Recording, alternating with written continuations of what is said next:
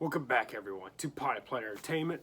My name is Chris, and in case you don't know, I review movies and I rank them on a scale of 0 to 100 in increments of 5. Today, I look like an idiot because I am going to be talking to you about one of the most classic 80s movies of all time, The Karate Kid. The Karate Kid was a movie that I grew up with. I haven't, until recently, I hadn't seen it in a really long time. And I rewatched it recently, and it holds up just as well as it did when I was a kid. I think this is a great movie to show to your kids. And I'm sure my kids will love it just as much as I did growing up. It is a classic. It's a classic. It's not flawless, per se, but it is a classic. It's a movie that a lot of people really enjoy, including myself. And I wanted to talk about it a little bit. I've only seen a few episodes of Cobra Kai, so don't ask me anything about that. But I love The Karate Kid. I haven't seen the Jaden Smith reboot. I own it right here. I'll watch it at some point. And I haven't seen the sequels in a long time either. I just remember not liking those as much.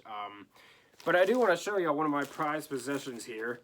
I have a signed script, and I'm pretty sure this is an original copy of The Karate Kid, signed by Ralph Macchio, the Karate Kid himself.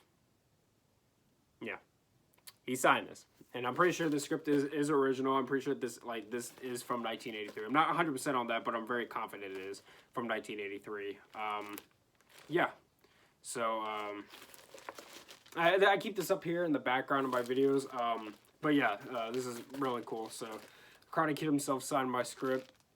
I didn't ask him to sign it. A friend of mine got this on an online auction. But anyway, so let's talk about The Karate Kid. So The Karate Kid came out in 1984, and it stars Ralph Macchio, Pat Moretti, Elizabeth Shue, Martin Kove, and William Zabka. It was directed by John G. Avildsen. It was produced by R.J. Lewis. And this movie tells a story of a young teenage kid who moves to a different place with his mom, and when he gets there, he falls in love, and he starts getting bullied, and the groundskeeper, the repairman at this apartment complex he's living in, saves him from these bullies, and he forms a friendship with him.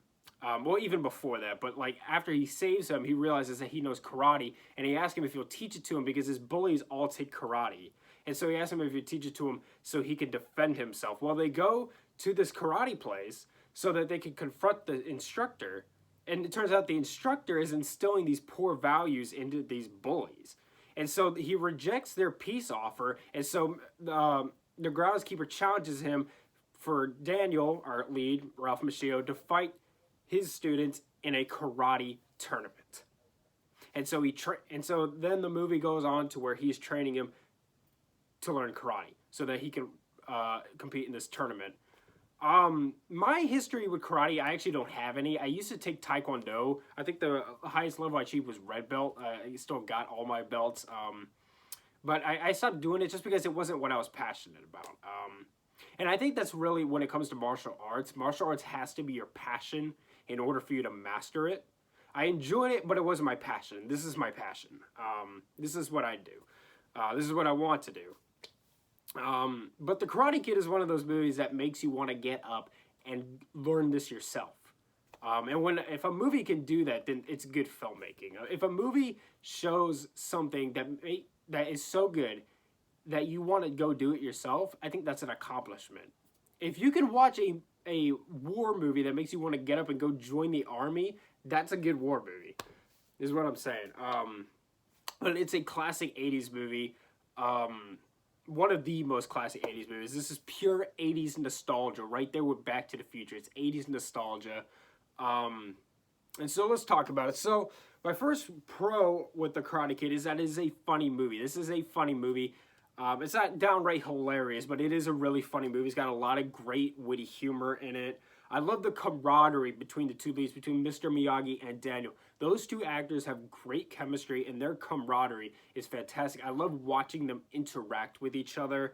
The characters fill a void in each other because Mr. Miyagi lost a son, and Daniel doesn't have a father, and they sort of found something in each other, and they form this beautiful friendship, and it just blossoms throughout this film, and it's really, really nice to watch. I also love the song from this movie. There's a very famous song from this movie that they played during the karate tournament scene. It's a great workout track, and I really like it. It's a very uplifting movie. This movie will lift your spirits. It will motivate you to go do something and stand up for yourself. It is a very, very heartwarming film.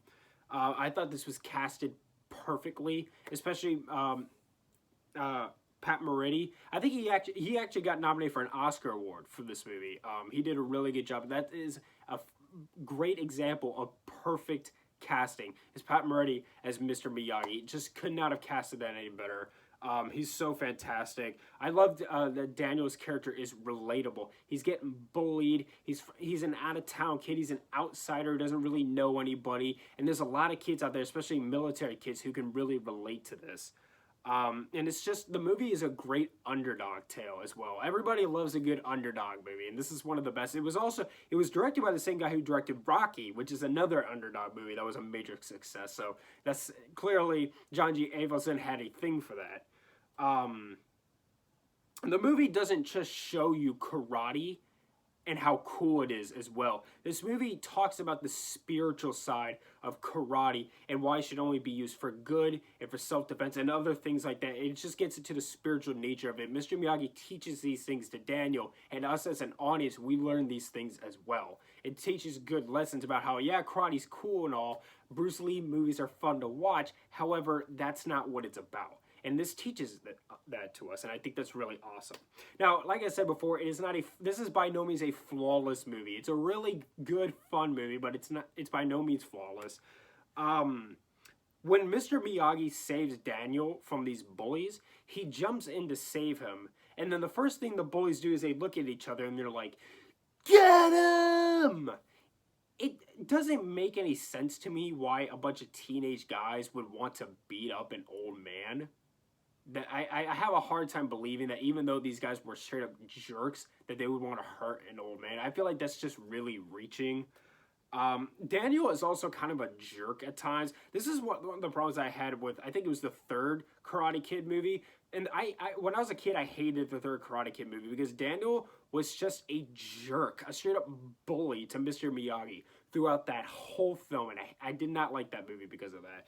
And he has moments like that in this movie where I'm thinking, dude, you kind of make it a bit hard for me to root for you right now. He can be kind of a jerk sometimes in the movie when he becomes Russ relatable, but then he always redeems himself. But still, it's like sometimes he's just kind of a jerk for no reason. It's like, dude, relax. Like you're you know what I mean? Like we're supposed to be rooting for you, but you're kind of making it hard right now. Which I know he's supposed to be a kid and he's just stubborn or anything, but even when I was that age, I wouldn't have talked to Mr. Miyagi sometimes the way that he does. And I also think that this movie should have had more training sequences because I don't really believe that from what we saw that he was able to go to this karate tournament and compete on an elite level, which he does, by the way. And I had the same problem with The Last Jedi. It's like, why is it that Rey can go kick all this butt, but she barely had any training from Luke Skywalker? I had the same thing here, although I will admit that this is an improvement on that, okay? This definitely shows more, all right? So I don't want to compare too much to The Last Jedi. First of all, this is a better movie than The Last Jedi. Second of all, it does show more training for our hero, so that's good, but I do feel like we didn't really see enough for me to believe that he could go and compete on this level. But other than that, I don't really have much of an issue with this. This is a great character developing movie, great character arcs in this film, great lessons to be taught from this movie. That's why I said this is a great movie to show to your kids because they get inspired by it, they'll learn things from it. It's not a kid's movie, it's a family movie, but it's a very relatable and heartwarming film, and it's a movie that means a lot to a lot of people, including myself. And with all that being said, I am going to give The Karate Kid a 90. Thank you so much for watching. Subscribe to Pilot Planet Entertainment for more. Hit the like button, leave movie review suggestions down in the comments down below. Follow me on Instagram and Tumblr at Pilot Planet Entertainment for channel updates and written movie reviews. And wax on, wax off.